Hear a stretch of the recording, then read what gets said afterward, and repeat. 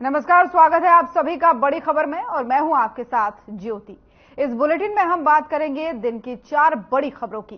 पहली खबर पंचकुला से है, जहां जेपी नड्डा की अध्यक्षता में हरियाणा लोकसभा की 10 सीटों को लेकर बैठक हुई। दूसरी खबर सोनीपत से है, जहां जेजेपी पार्टी के महासचिव दिग्विजय चौटाला ने कहा कि ये सरकार बनाने का हमारे पास सुनहरा मौका है। तीसरी खबर झज्जर से है, जहां बाइक सवार अज्ञात युवकों ने एक युवक पर ताबड़तोड़ फायरिंग की। और चौथी खबर फरीदाबाद से है, जहां हीट वेव के चलते शिक्षा निदेशालय ने सरकारी और गैर सरकारी स्कूलों को दिशा निर्देश जारी किए हैं। तो चारों बड़ी खबरें आपके टीवी स्क्रीन पर तस्वीरों के माध्यम से भी आपको बता रहे हैं। पहली खबर बीजेपी के चुनावी मंथन को लेकर के है, जहां पर बीजेपी के राष्ट्रीय अध्यक्ष जेपी नड्डा आज पहुंचे और उन्होंने 10 लोकसभा सीटों को लेकर के फीडबैक लिया, जिसमें सीएम समेत पूर्व सीएम भी शामिल रहे। वहीं दूसरी खबर विपक्ष को लेकर के है। जेजेपी के महासचिव जो है दिग्विजय चौटाला, उन्होंने कहा है कि हमारे पास सरकार बनाने का सुनहरा मौका है। अगर कांग्रेस चाहे तो अपने विधायकों के साथ मिलकर के हम आगे की रणनीति तैयार कर सकते हैं। वहीं तीसरी खबर भी है, गोलियों की आवाज से दहला झज्जर। यहां पर एक युवक की फायरिंग के दौरान मौत हो गई। दरअसल झज्जर में बाइक सवार बदमाशों ने फायरिंग की और अनुज नाम के युवक को गोलियों से भून दिया। चौथी खबर बढ़ती गर्मी को लेकर के, हीट वेव लगातार बढ़ रही है और ऐसे में जो है स्कूल प्रशासन ने एक गाइडलाइन जारी की है, जिसमें कहा गया है कि स्कूली बच्चों के लिए पीने के पानी की उचित व्यवस्था होनी चाहिए।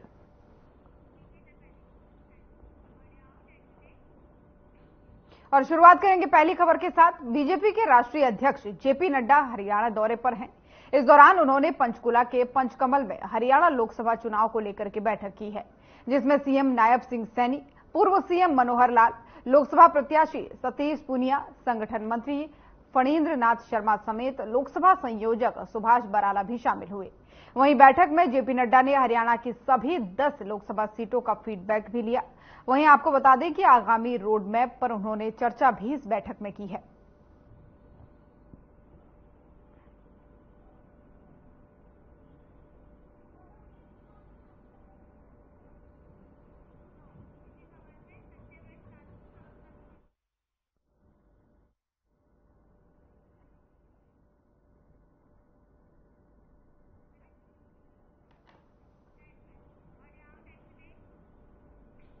और इसी खबर पर ज्यादा जानकारी के साथ सत्यव्रत शास्त्री, प्रवक्ता बीजेपी, हमारे साथ जुड़ चुके हैं। शास्त्री जी, सबसे पहले तो बहुत बहुत स्वागत है आपका। धन्यवाद जी। मेरी आवाज प्रॉपर आपको आ रही है? हाँ, आ रही है। लोकसभा चुनाव के मद्देनजर ये बैठक हुई, जिसमें राष्ट्रीय अध्यक्ष जो हैं बीजेपी के जेपी नड्डा भी पहुंचे। तो मुलाकात हुई सभी के साथ, क्या कुछ बात हुई, क्या कुछ अहम इस मीटिंग में रहा? देखिए, इसमें लोकसभा चुनाव जो चल रहा है उसको संगठन के माध्यम से चुनाव को कैसे गति देनी, जन मुद्दों को लेकर किस प्रकार से विपक्ष के खोखले जो वादे हैं, जो बयानबाजी है, उसका जवाब कैसे देना, कार्यकर्ता की पूरी ताकत चुनाव के मतदान के दिन कैसे लगे, इन विषयों को लेकर एक गंभीर मंथन हुआ है। और क्योंकि हरियाणा में पिछली बार 10 की 10 सीटें भाजपा ने जीती थी, तो इस बार हम 10 की 10 सीटों का टारगेट लेकर चल रहे हैं, तो उसमें कोई कोर कसर ना छूटे। प्रधानमंत्री नरेंद्र मोदी के विजन और मिशन को देखते हुए भारतीय जनता पार्टी के हर कार्यकर्ता को मजबूती से और पूरी क्षमता के साथ काम करने के लिए अवसर दिया जाए और उसकी योजना बने। इन सब विषयों को लेकर हमारे माननीय राष्ट्रीय अध्यक्ष नड्डा जी का ये एक विचार गोष्ठी के माध्यम से, चर्चा के माध्यम से और कार्यकर्ताओं को उद्बोधन के माध्यम से इस सब जगह एक मैसेज देने का प्रयास किया गया।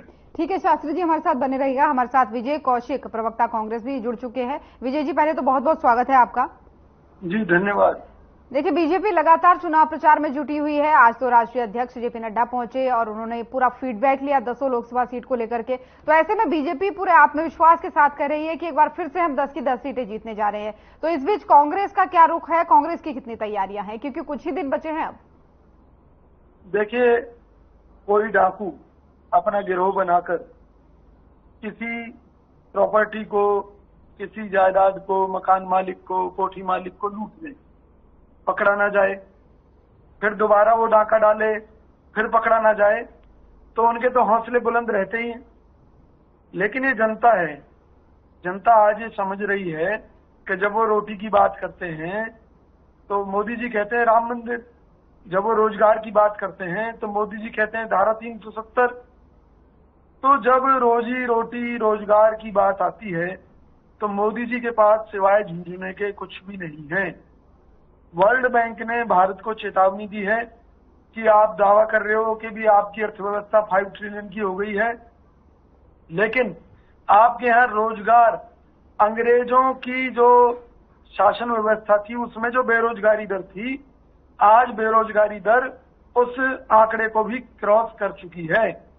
यानी कि आप समझ सकते हैं कि देश में बेरोजगारी की स्थिति कितनी भयानक हो चुकी है। लेकिन मोदी जी इन मुद्दों पर बात नहीं करना चाहते। वो ये कहते हैं कि भी मेरे नाम पर अगर किसी डाकू ने आपको लूटा है तब भी आप मुझे देखो, उसे डाकू को मत देखो। क्यों ना देखे भाई? तो आप बीजेपी को डाकू की गैंग कहना चाह रहे हैं क्या? मैं बिल्कुल कह रहा हूं, इसमें क्या शक है। इलेक्टोरल बॉन्ड का जो घोटाला है, जो सुप्रीम कोर्ट के कारण सामने आया है देश के, उसमें उद्योगपतियों पर पहले सीबीआईडी के छापे डलवाए गए, फिर उनसे जो है इलेक्टोरल बॉन्ड के रूप में चंदा ले लिया गया, फिर वो सारी जांच हवा हो गई। इसी तरीके से एक कंपनी के 286 करोड़ माफ किए, 150 करोड़ चंदा ले लिया। अरे भाई, इससे बड़ी डकैती कहीं होगी क्या? किसी को टनल बनाने का ठेका दिया, उससे चंदा ले लिया, और तो और वैक्सीन बनाने वालों से चंदा ले लिया, जिन्होंने भारत में फर्जी वैक्सीन लगा दी और लाखों लोगों को मार डाला। चलिए ठीक है, तो मुझे बताइए इनसे खतरनाक ये बड़े आरोप आपने लगाए। ठीक है विजय जी, बड़े आरोप आपने लगाए, लेकिन शास्त्री जी आपने सुना विजय जी को, क्या जवाब देंगे? ये कह रहे कि डाकुओं की गैंग है, एक बार नहीं पकड़े गए तो आपका आत्मविश्वास बढ़ गया। बेहुदगी का इससे बड़ा कोई प्रमाण नहीं मिलता। जितने बेहुद्दे इनके नेता हैं उतने बेहुद्दे इनके प्रवक्ता हैं। इनको ये समझ नहीं आती इस देश के अंदर इंफ्रास्ट्रक्चर में कितनी बड़ी बढ़ोतरी हुई है।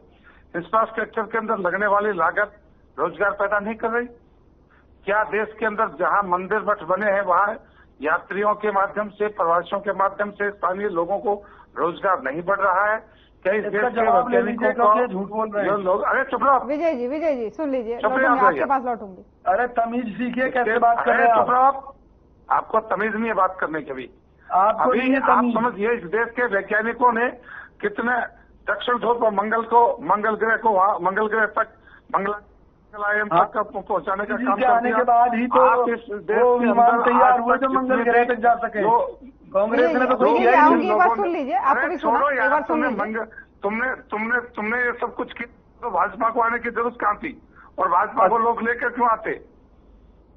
तुमने गरीबी का हटाने का नाम से कितने चुनाव लड़े, कितने चुनाव जीते? तुमने एक काम किया कभी? किसी गरीब के घर के ऊपर ईंट लगी तुम्हारे कहने से? किसी गरीब के घर के अंदर दो दाना अनाज का गया? किसी बेरोजगार के यहाँ तुमने रोजगार देने के नाम पर एक बार सुन लीजिए ना, मैं आप ही के पास लौट रही हूँ, आप ही के पास लौट रही हूँ। उन लोगों से पैसे लगे, घर के माँ बहन बेटियों के जो जेवर थे वो तक गिरवी रख के उन लोगों ने आपको लोगों को पैसा दिया तो उनको नौकरी मिली। क्या इस देश के अंदर अब कह सकता है कि किसी को पैसे के आधार पर नौकरी मिलती है? क्या कोई कह सकता है कि भाई भतीजे के आधार पर नौकरी मिल सकती है? क्या इस देश के अंदर इंफ्रास्ट्रक्चर डेवलप हुआ, ये दुनिया के सबसे बड़े अमेरिका जैसे देश को बराबर के इंफ्रास्ट्रक्चर तैयार हो रहा है देश के अंदर? कितने हवाई जहाज हमारे बढ़ गए, कितने मेडिकल कॉलेज बढ़ गए, कितने एम्स बढ़ गए, कितने मेडिकल कॉलेजों के अंदर सीटें बढ़ गई। ये तुम्हें दिखता नहीं है? ये केवल और केवल चोर उच्चक के लोग जिस देश की संपत्ति को उठाकर विदेशों के अंदर जमा कर दिए, वो लोगों को बिल्कुल सही कह रहे हैं है। वो लोग केवल बेरोजगार है जो सत्ता के। ठीक है शास्त्री जी लौटूंगी, ठीक है शास्त्री जी लौटूंगी। विजय जी देखिए, एक तरफ जेपी नड्डा जी पहुंचे, वहां पर उन्होंने बैठक की, फीडबैक लिया। दूसरी तरफ कांग्रेस की भी हमने खबरें पढ़ी हैं, स्टार प्रचारक के तौर पे पहले उनका नाम नहीं लिखा जाता है, फिर उनका नाम लिखा जाता है, और किरण चौधरी जी का, तो ये नाराजगी की खबरें भी आ रही हैं। तो क्या कहेंगे आप? एक तरफ वो पूरी तरीके से तैयारी में जुटे हैं, दूसरी तरफ आपकी ऐसी खबरें आ रही हैं, तो मानेंगे नहीं मानेंगे, कुछ कमी हो रही है? कांग्रेस पार्टी का चुनाव आम जनता लड़ रही है, कांग्रेस नहीं लड़ रही, आम जनता लड़ रही है। और क्यों लड़ रही है? कि बेरोजगारी का आलम देखिए, इजराइल के अंदर युद्ध चल रहा है, इजराइल और हमारा। किरण चौधरी जी फिर क्यों नाराज हो गई जब स्टार प्रचारक के तौर पर उनका नाम नहीं दिया गया? सुन तो लीजिए पहले मेरी बात। हरियाणा के 550 से अधिक युवाओं को वहां नौकरी पर भेजा हरियाणा सरकार ने। तो जब उन युवाओं से पूछा गया कि भी वहां तो युद्ध चल रहा, आप मरने के लिए क्यों जा रहे हैं? तो उन्होंने कहा कि यहाँ पर भूखे मरने से अच्छा है हम युद्ध में जाकर मरें, कम से कम परिवार वालों को कुछ पैसे तो मिलेंगे। हरियाणा का पूर्व मुख्यमंत्री मनोहर लाल खट्टर आंसू बहाता था कि मैं विकास के नाम पर हजारों करोड़ भेजता हूं, वो किसकी जेब में चले जाते हैं। इनके ही सरकार में भ्रष्टाचार का सबसे बड़ा उदाहरण है। ये किसने कहा? ये किसने कहा? मनोहर लाल खट्टर ने। क्या प्रमाण है इसके लिए? मनोहर लाल खट्टर ने किसी को? अरे आप खुद अपनी बात रखो ना। कौशिक साहब, कोई प्रमाण आपके पास? देश की मीडिया के सामने कहा, ठीक है। और सुन लीजिए, हजारों करोड़ बेचना पता 70 नहीं सालों चलता में देश के ऊपर कर्जा ये हुआ देश था की व्यवस्था नहीं है। 55 लाख करोड़ का। ये वो जमाने मोदी थे। राज में विदेशी कर्ज पहुंच गया तुम 5 राजीव लाख गांधी करोड़। को भारतीय जनता पार्टी ये कोर्ट करती अंधेरगर्दी है। मचा रखी है। शास्त्री जी आऊंगे आपके पास, एक बार सुन लीजिए, एक बार सुन लीजिए। हालात बहुत खराब हैं और ये लोग केवल जुमलेबाजी के दम पर, मोदी जी केवल हिंदू मुस्लिम करना चाहते हैं, हिंदू मुस्लिम को लड़वाना चाहते हैं और चुनाव जीतना चाहते हैं ताकि इनके घोटाले छुपे रहें। तो आपने मेरे सवाल का जवाब तो दिया ही नहीं। चलिए, ये तो आपका जवाब हो गया, मेरे सवाल का जवाब दीजिए ना। अगर आपका चुनाव जनता लड़ रही है तो फिर किरण चौधरी जी नाराज क्यों? नाराज हैं, उनको मना लिया जाएगा। ये हमारी पार्टी का अंदरूनी मामला है। जो कोई साथी नाराज तो फिर ये अंदरूनी मामला बार बार बाहर निकल करके आता है, फिर आपसे सवाल किया जाता है तो आप लोग कहते हो सब ठीक है, सब ठीक है। जी बिल्कुल सब ठीक है, इसमें क्या बात है। ठीक है, शास्त्री जी अपनी बात बताइए। देखिए इनका दिमाग का दिवाला तो तब निकल गया जब कांग्रेस दिमाग का दिवाला तो आपका निकल चुका है। सुप्रीम कोर्ट में एडमिट देती थी में काम कि करना है, देश के अंदर राम हुआ ही नहीं। आपको तो यही नहीं मालूम भी इनकी मानसिकता उसको बर्बाद कर रही है। जी एक मिनट, अब आऊंगी, अब रुकिए, आपको मौका दिया था मैंने, एक बार शास्त्री जी को सुन लीजिए। राम मंदिर को रुकवाने के लिए अपने वकीलों की फौज को सुप्रीम कोर्ट में खड़ा करते हैं और आज भी उसको एक मजाक या लहजे में ले रहे हैं। आगे रोजगार की बात करते हैं तो मंदिर का नाम लेते हैं। क्या मैं पूछना चाहता हूँ, कांग्रेस प्रवक्ता विजय कोश इस बात को मानते हैं कि मंदिर फिजूला है? मंदिर को नहीं बनना चाहिए था? 500 साल पहले से जिस देश के बहुसंख्यक समाज के प्रति मुगलों ने और शासकों ने जो अत्याचार किए उसका बदला देश की जनता को नहीं मिलना चाहिए था? कांग्रेस ने राम मंदिर के तुम पक्ष में हो कि इस बात को तुम धारा 370 को क्या तुम्हारी सरकार आएगी तो 370 को वापस लेकर आओगे या 370 की धारा के ऊपर समर्थन देने वाले लोगों का विरोध करोगे? इन दोनों बातों पर हमें पता है तुम्हारा एजेंडा क्या है। तुम मोदी जी को तो कहते हो हिंदू मुस्लिम, तुमने कहा आज तक तुम मुसलमानों के तो सब कार्यक्रमों में जाते हो और तुम राम मंदिर के उद्घाटन को नहीं जाते। तुम्हारी घृणित मानसिकता और ओछी संस्कृति ये दिखाई देता है हमें कि तुम इस देश के बहुसंख्यक समाज के मान मर्यादा बिंदुओं को करना चाहते हो और उसी के आधार पर तुम राजनीति करना चाहते हो। ठीक है, कौशिक जी जवाब दीजिए। देखिए, इसमें कोई शक नहीं है कि आज मोदी जी के पास विकास के नाम पर कुछ नहीं है। 100 स्मार्ट सिटी बनाने का वादा किया था, एक भी स्मार्ट सिटी बनाई हो तो बताएं। इसके अलावा नमामि गंगे परियोजना घोटाला, पीएम केयर्स घोटाला, आजादी तो आप अपनी रणनीति बताइए ना, आप क्या करेंगे इसके लिए? आप क्या करेंगे बताइए। उन्होंने जो किया वो बता रहे हैं, आप क्या करेंगे इसके लिए ये बताइए ना। अब हमारी बात सुन लीजिए। इस देश में जो लाखों पद खाली पड़े हैं सरकारी, पहले बताइए कि राम मंदिर को बनाया उसको तोड़ोगे कि रखोगे? नए रोजगार पहले बताइए, धारा 370 को हटाया है उसको लागू करोगे कि रखोगे? घाटे को घटाना हमारी प्राथमिकता होगी। पड़ोसी देशों के साथ अच्छे संबंध बनाना, जो कि मोदी जी ने बिल्कुल मटियामेट कर दिए संबंध। नेपाल तुम्हारे यहाँ आते थे तो गर्दन काट कर ले जाते थे। भूटान दुश्मन बन गया। कालिया की आंखें निकाल कर तुम्हारे यहाँ भेंट में पहुंची जाती थी। आप ये लगाइए, शास्त्री जी अपनी बात सुन लीजिए, एक बार ऑस्ट्रेलिया बन गया, अमेरिका हमारा विरोधी बन एक गया। साथ बोल के कुछ नहीं होगा। मोदी जी के कारण देखिए, आवाज मुझे समझ नहीं आ रहा फिर कौन बोल रहा है। शास्त्री जी एक मिनट रुक जाइए, भारतीय शास्त्री जी एक मिनट रुक जाइए, विजय जी को जवाब देने दीजिए, उसके बाद लौटूंगी आपके पास। विजय जी, तो हम जो है हर मोर्चे पर काम करेंगे, बड़ी तेज गति से काम करेंगे। गांवों में कुटीर उद्योग की बात हो उस पर हम काम करेंगे। हमारी कोशिश होगी कि कृषि से जो आमदनी है उसमें लागत घटाई जाए। लागत घटने से अपने आप किसानों की आमदनी डबल हो जाएगी, क्योंकि मोदी राज में कृषि करना आज बहुत महंगा काम हो गया है। मोदी जी ने लागत इतनी बढ़ा दी कि किसान त्राही त्राही कर रहा है। लेकिन जो आपके नेता छोटी छोटी बात में रूठ जाते हैं, फिर ये मीडिया में बयान देने लगते हैं, उनको कैसे मनाएंगे आप? पहले तो ये बताइए। जब तक आपका संगठन एक नहीं होगा तब तक कैसे लड़ेंगे, चाहे बीजेपी के खिलाफ हो चाहे किसी के भी खिलाफ हो?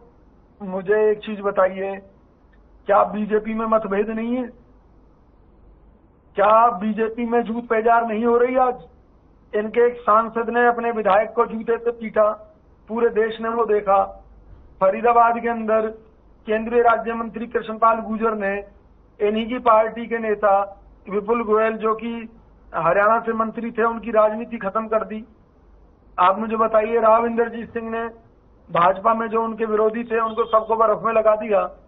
खुद मोदी जी ने मुरली मनोहर जोशी को बर्फ में लगा दिया, आडवाणी को बर्फ में लगा दिया राजनीतिक रूप से। तो मुझे ये बताइए, क्या इनके यहाँ जूत पेजार नहीं है?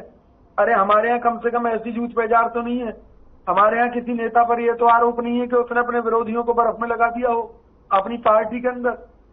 हमारे यहाँ मतभेद हो सकते हैं, मनभेद नहीं है, जबकि बीजेपी में मतभेद भी हैं और मनभेद भी हैं। आज बीजेपी के लोग आंसू बहा रहे हैं कि वो तो दरी बिछा रहे हैं, और कांग्रेस के नेता बीजेपी में जाकर सांसद बन रहे हैं, मंत्री बन रहे हैं। आप उदाहरण के तौर पर देख लीजिए, कुरुक्षेत्र से हमारे नवीन जिंदल जी जो कांग्रेसी थे, उनको बीजेपी ज्वाइन कराई, आधे घंटे बाद टिकट दे दी। चलिए ठीक है, तो भैया भाजपा के जो कार्यकर्ता हैं वो तो दरी बिछाने में मस्त रहे, व्यस्त रहे, बाकी जनता इनका खेल समझ चुकी है। ठीक है विजय जी, रोकूंगी यहाँ पर, समय की थोड़ा सा कमी है, रोकूंगी। शास्त्री जी ये कह रहे हैं कि हमारे में भले ही थोड़ा सा मतभेद हो लेकिन मनभेद नहीं है, लेकिन बीजेपी में मतभेद और मनभेद दोनों है। देखिए, ये इससे बड़ा और मजाक और झूठा और जोक क्या हो सकता है? यहाँ आए दिन इनके जुतम पजोर, आए दिन वो उसको सा और मात का खेल भारतीय जनता पार्टी का कोई कार्यकर्ता उसको सिखाया जाता है। जब आए विजय कौशिक जी, ध्यान से सुनो, nation is the first, party is second, my self is the last. ये मंत्र उसी दिन दिया जाता है जिस दिन वो जुड़ता है, और उसके आधार पर वर्षों वर्षों तक एक जीवन नहीं, अरे मुझे तो ये बताओ, कांग्रेसियों को अपनी पार्टी में लाते हो, अगले दिन ही राज्यसभा सांसद बना देते हो, सांसद की टिकट दे देते हो, तो क्या बीजेपी के लोग केवल दरी बिछाने के लिए हैं क्या? धरोहरों का संरक्षण हो, देश को दुनिया का सरताज बनाया जा सके, देश के शीर्ष नेतृत्व के अंदर इतनी क्षमता हो कि दुनिया की ताकतों को अपनी उंगली से नचा सके। और तुम्हारे नहीं, अभी हमने देखा यूक्रेन और रूस के युद्ध के बीच में देखा, कतर का एक घटनाक्रम हमने देखा। कौन सा ऐसा स्थान है जिस स्थान पर चाइना के साथ में देखी, पाकिस्तान में आज तक कोई हरकत नहीं की, और F-16 का गिराने के बाद अभिनंदन किस प्रकार से बटेऊ की तरह भारत आता है, ये भारत के उच्च स्तर के ऊपर रखने वाले लक्षण और उदाहरण है। ठीक है शास्त्री जी, ठीक है कौशिक जी, किसने क्या किया है क्या नहीं किया है, इसका जवाब आने वाले चुनाव परिणाम में जनता देगी। फिलहाल बहुत बहुत धन्यवाद आप दोनों का हमारे साथ जुड़ने के लिए इस चर्चा में। तो चलिए खबरों में आगे बढ़ेंगे। हरियाणा में 25 मई को लोकसभा चुनाव होने हैं, लेकिन उससे पहले बीजेपी सरकार की मुश्किलें बढ़ती नजर आ रही हैं। जिन 3 निर्दलीय विधायकों ने सरकार को समर्थन दिया था, उन्होंने अपना समर्थन वापस ले लिया, और उसी के बाद विपक्षी दल भी एक साथ होते नजर आ रहे हैं। वहीं जेजेपी पार्टी के महासचिव दिग्विजय चौटाला ने इस मामले में कहा है कि ये सरकार बनाने का हमारे पास सुनहरा मौका है, हम व्हीप के साथ साथ लिखित में भी देने को तैयार हैं। भूपेंद्र सिंह हुड्डा अपने 30 और 3 निर्दलीय विधायक तैयार रखें। दुष्यंत चौटाला के पास 10 विधायक हैं, वो पूरी तरह से तैयार हैं।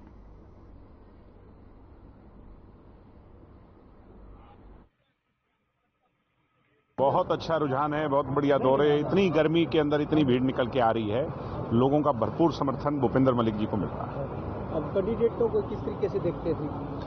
कैंडिडेट एक तो बाहरी है, एक आदमी को आजमा चुकी है जनता, भूपेंद्र मलिक को आजमाएगी। पूरा भरोसा है कि अपने को मौका देगी, किसान के बेटे को मौका देगी निश्चित तौर पर। कल भूपेंद्र हुड्डा सोनीपत में थे, उन्होंने कहा कि राज्यपाल से मिलने के लिए हाँ, तो अब चिट्ठी लिख दी हमने, तो अब तो उनका काम है, आगे बुलाओ। आज वो कह रहे हैं कि अब मैं चंडीगढ़ लेके जाता हूं, तो बेतुकी सी बात है, पहले विधानसभा का सेशन कॉल करो, फिर हम इकट्ठे करेंगे अपने साथ। बढ़िया तैयारी है, भूपेंद्र मलिक जी के पक्ष में एक बड़ा अच्छा माहौल बनते जा रहा है डे बाय डे। कल इनके प्रोग्राम में देख रहा था, आजकल सोशल मीडिया से देखते हैं, और आधी रात को दुष्यंत जी इनके समर्थन में जब आए तो सैकड़ों हजारों लोग गांव में रात रात को जुट गए। अभी भी आप देख रहे हो शाहपुर गांव में कितनी भीड़ है, पहला ही हमारा प्रोग्राम है, तो बड़ा अच्छा लोगों में वो है।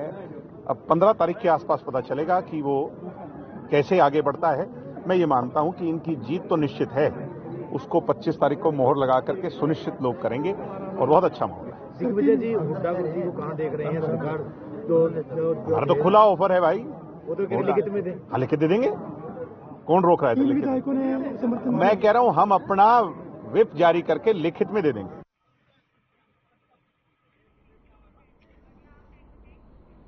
और अब खबर झज्जर से है, जहां अंधाधुंध गोलियों से शहर गूंज उठा। आपको बता दें कि शहर में कुछ बाइक सवार अज्ञात युवकों ने अनुज नामक एक युवक पर ताबड़तोड़ फायरिंग की, जिसके कारण उसकी मौत हो गई और मौके से वो फरार हो गए। आपको बता दें कि हमलावरों की संख्या 3 से 4 बताई जा रही है।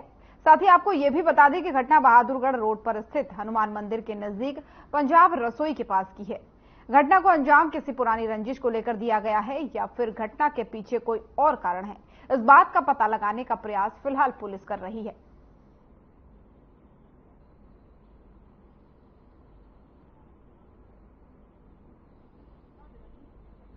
अभी सूचना मिली है कि दिल्ली गेट पंजाबी रसोई के पास फायरिंग हुई है। कोई अनुज नाम का लड़का, उस पर फायरिंग हुई है, उस पर उसको फायर लगे हैं और अभी जांच कर रहे हैं, देखते हैं क्या होता है। कारण पता चला? ना अभी तक कुछ नहीं पता चला, अब तफ्तीश में पता चलेगा। मारने वाले कौन थे? नहीं, अब तक कुछ नहीं पता। वो हेलमेट ओढ़े हो बता रहे थे, हेलमेट है या क्या है, अब जाके देखेंगे। तो सीसीटीवी की मदद लीजिए। अभी जाएंगे मौके पर, अभी की बात है, 5 मिनट पहले की। तो डेथ हो गई सर? हाँ, उसी डेथ हो।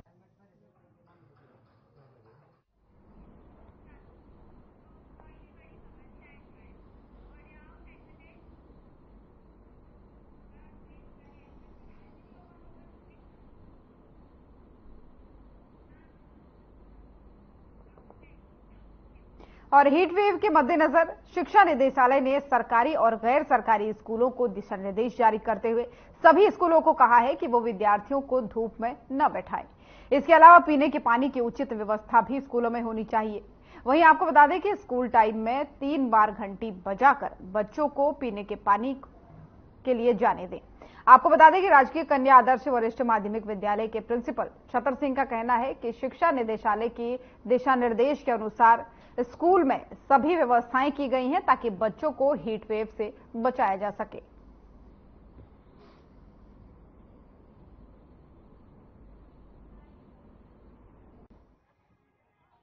इसमें निदेशालय द्वारा गाइडलाइन जारी की गई हैं, जो कि सभी जिला शिक्षा अधिकारियों के माध्यम से हर विद्यालय में भेज दी गई है, चाहे वो प्राइवेट स्कूल हो चाहे वो गवर्नमेंट स्कूल हो।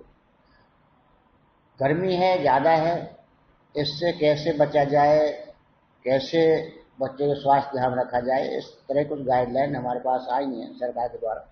बाकायदा लेटर जारी हुआ है, मेरे के थ्रू मिला है। उसमें कुछ बातें हैं, जैसे पानी के बारे में जो आप पूछ रहे हैं हमसे कि भाई पानी के लिए बेल बजाई जाए, तो जो सेशन होता है, मॉर्निंग सेशन हो चाहे इवनिंग सेशन हो, उस दौरान हम एक तो ब्रेक होता ही होता है, इंटरवल जिसे हम बोलते हैं।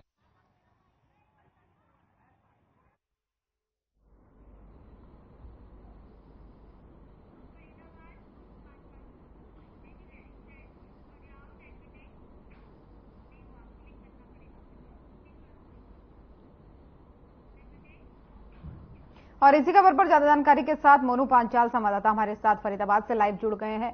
मोनू, गर्मी बढ़ रही है और इसमें स्कूली बच्चों के लिए काफी ये परेशानी है, क्या कुछ व्यवस्थाएं वहां पर स्कूल प्रशासन द्वारा की गई हैं? जो तो देखिए, जिस तरीके से गर्मी लगातार बढ़ती जा रही है, क्योंकि अभी तापमान की बात की जाए तो अभी लगभग 40 से 39 जो है वो यहाँ पर आका जा रहा है। वही बात की जाए तो जिस तरीके से गर्मी लगातार जो यहाँ पर बढ़ती हुई नजर आ रही है, तो कहीं ना कहीं जो बच्चों के जो परिजन है उनकी चिंता यहाँ पर बढ़ती हुई नजर आ रही है। उसके साथ साथ अगर स्कूल की बात की जाए तो स्कूल के जो टीचर है उनकी भी चिंता यहाँ पर बढ़ती हुई नजर आ रही है। तो कहीं ना कहीं तमाम तरीके से जिस तरीके से लगातार गर्मी बढ़ती जा रही है, तो कहीं ना कहीं चिंता का विषय जरूर यहाँ पर बनता हुआ नजर आ रहा है। क्योंकि बात की जाए तो जिस तरीके से स्कूलों में बच्चे पहुंच रहे हैं, तो जो है शिक्षा अधिकारी की तरफ से जो है वो दिशा निर्देश यहाँ पर दिए गए हैं कि पूरी तरीके से बात की जाए तो जितनी भी बिल्डिंग है उनमें जो है वो वाटर कूलर होना चाहिए, वही पंखे की पूरी तरीके से व्यवस्था होनी चाहिए, स्कूलों में इन्वर्टर होना चाहिए, हर खिड़की पर पर्दे और जो खिड़कियां दरवाजे वो होने चाहिए, ताकि किसी बच्चे को किसी तरीके की कोई परेशानी का सामना ना करना पड़े। और उसके साथ साथ मैं बता दूं कि यहाँ पर विद्यार्थी जो है टीचर जो है विद्यार्थियों को यहाँ पर जो है वो एडवाइस देते हुए नजर आते हैं, क्योंकि उन्होंने कहा कि जिस तरीके से अगर स्कूल के समय छुट्टी के समय अगर बच्चा घर जा रहा है तो वो अपने सिर पर कपड़ा रखे, पानी की बोतल साथ रखे, पानी की बोतल साथ लेकर जाए घर से, पानी की तो तमाम चीजों को लेकर यहाँ पर बात की जाए तो दूसरी सबसे ज्यादा यहाँ पर जो टीचर है वो विद्यार्थियों को यहाँ पर जो है वो एडवाइस देते हुए नजर आ रहे हैं।